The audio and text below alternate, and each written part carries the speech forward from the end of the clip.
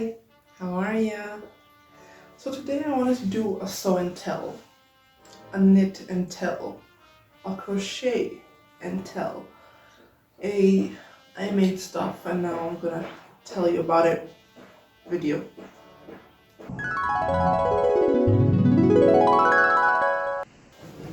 So we'll start with this black top. We'll start with her. I'm really into the baby doll silhouette, really into peplums. I've upcycled quite a number of them and I'm really happy with these. So we're gonna go through each of them. This is the first one that I did.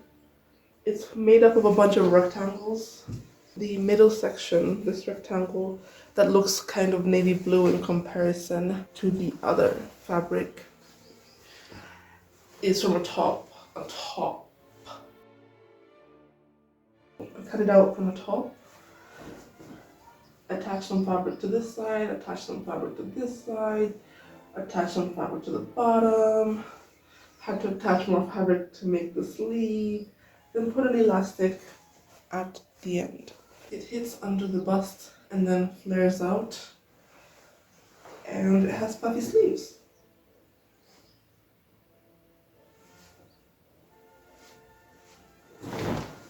Really like her. I've worn this a ton. This one, this peplum top.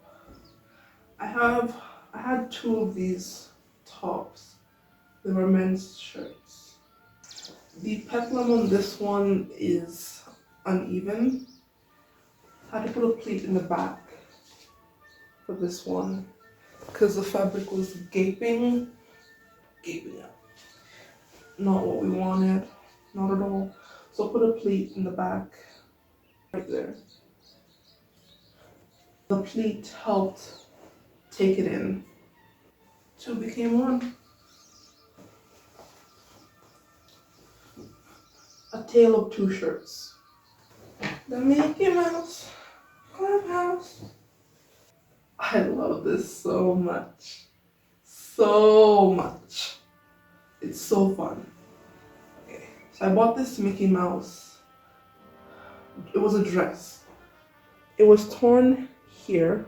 There was a big tear here, and it was also torn along the neckline. I cut this fabric along the bias to create bias tape. Sewed it along here, hold it in. There is some hand stitching towards the bottom and also like along the side. I hemmed it by hand because I didn't want a stitch line on the outside. And then made a mandarin collar, did that next. The mandarin collar is also finished on the inside by hand. On the mandarin collar, I put a press button. I cut off some length from the bottom, and then the fabric that was remaining, I created this rectangular panel with it. So we sewed that rectangular panel into the side, and then it had this ruffle. So I just added a ruffle. They're not the same length because I didn't have a lot of this fabric, but you know, it works. It looks good. None of these items are ironed, and I do not apologize. It is what it is. Ooh, it came with this tie. So I just left that in, and it's great because if I want to cinch it in a bit, I can. If I want it to be extremely oversized, I can just leave it. Mickey Mouse. Originally, I wanted to thrift another Mickey Mouse fabric to do this because I've had this upcycle in mind for quite some time because I thrifted this a while ago. It's been a while. So I thrifted this a while ago and I wanted to upcycle it. I already had the idea for the upcycle, but I wanted to do it with a Mickey Mouse fabric. I normally see a bunch of Mickey Mouse bed sheets and like pillowcases and all these things when I go thrifting. I've seen them before. Tell me why I haven't been able to find one since I found this. I think what I ended up doing looks pretty good. The colors go really well, so you know, no harm. No harm done. We're still on the peplum upcycles. Still on the baby doll slash peplum upcycles. We got this t-shirt. So I thrifted this hard rock t-shirt 2016, 2017, somewhere around there. I've had this hard rock shirt for a while. It used to be more white. I've worn this into the ground. And then I have this NASCAR t-shirt for a racer who I do not know. They are stained. There are some stains here and there. They also have some holes from wear and tear. Upcycled them into this baby doll peplum top that I love. I love it so much. Okay, I think that's quite enough. Cut off the shirt where I wanted it to stop, and then cut a bunch of rectangles from the remainder of this shirt and then this. Gathered them and sewed them to the bottom. I do have a video for this that's either already up or going to be up. So it was a striped, lightweight jacket, blouse that I upcycled into this puff-sleeved shirt. I used this striped fabric, this pinkish striped fabric that you see on the top and bottom of the sleeves and on the cuffs. I've had this fabric forever from IKEA. I didn't buy it from IKEA.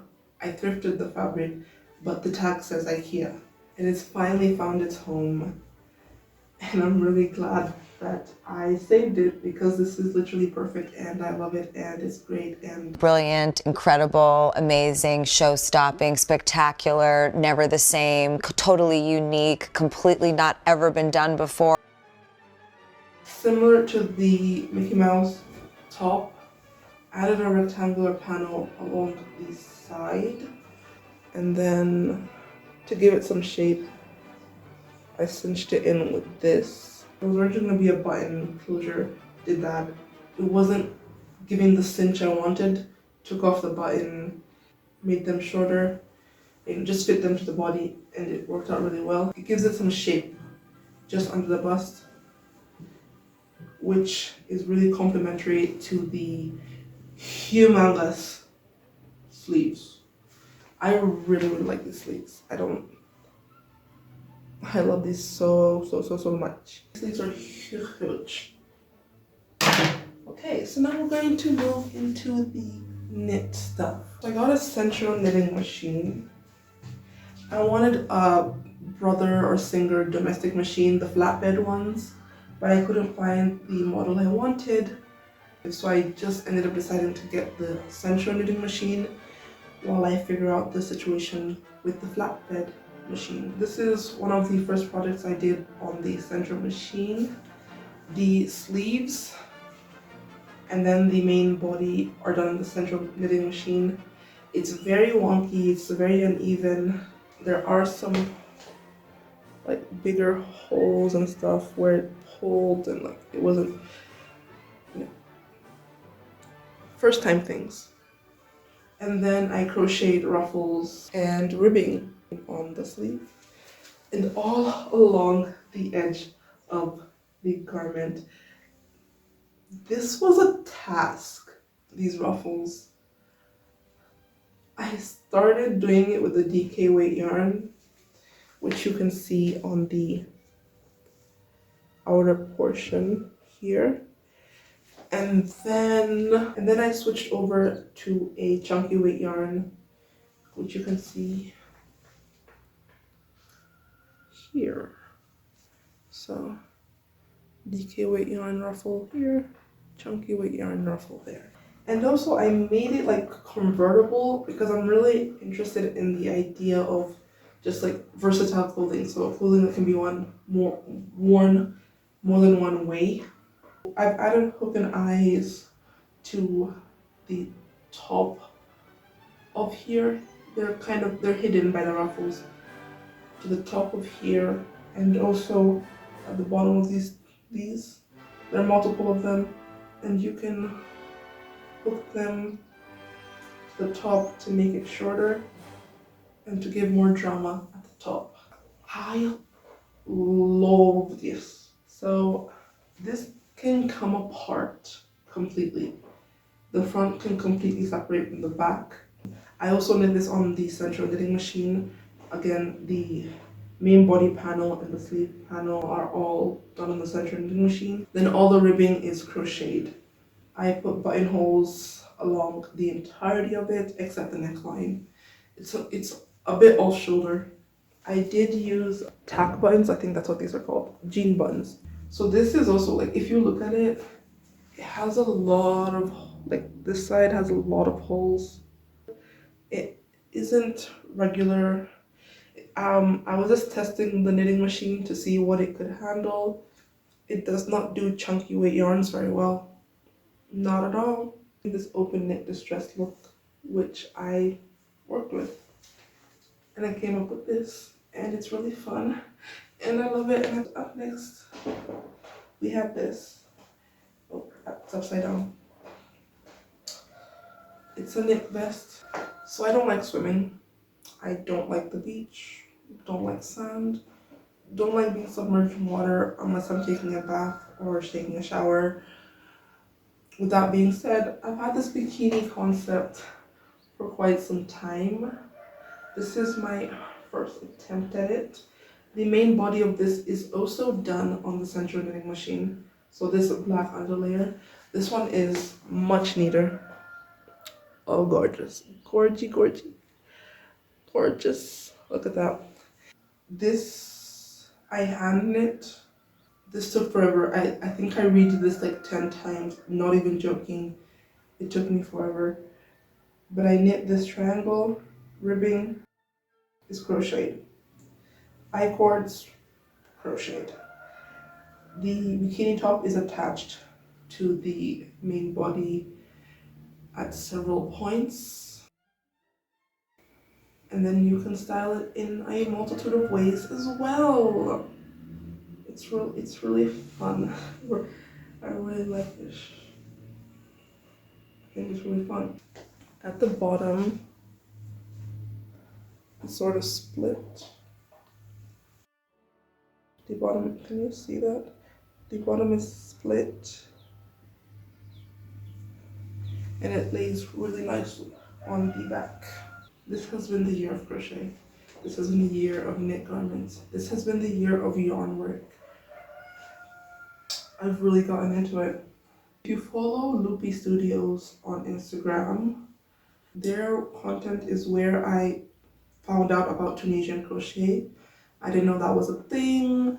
I didn't know that crochet was so multifaceted, if you will. I didn't know crochet had so many variations. It's done entirely in crochet. There is no knit involved here. It gives the vibe of brioche knitting. But it's Tunisian crochet in the round using 2 different weight yarns with the same hook. I wanted to make something that was layered, or that looked layered, like you're wearing 2 different things on top. And then the sleeves, the bottom hemline, the neck hole are just regular crochet slip stitch ribbing. I love slip stitch ribbing. Love it. Love it. Okay, so this one you have seen before. You have seen it before in another video. I showed it. I showed the process. Yeah. So I've had this denim bag and I wasn't wearing it anymore. It wasn't getting worn, and the straps were in pretty bad shape. So I've had this image in my mind, and this was my interpretation of it. This very colorful crochet flower bag.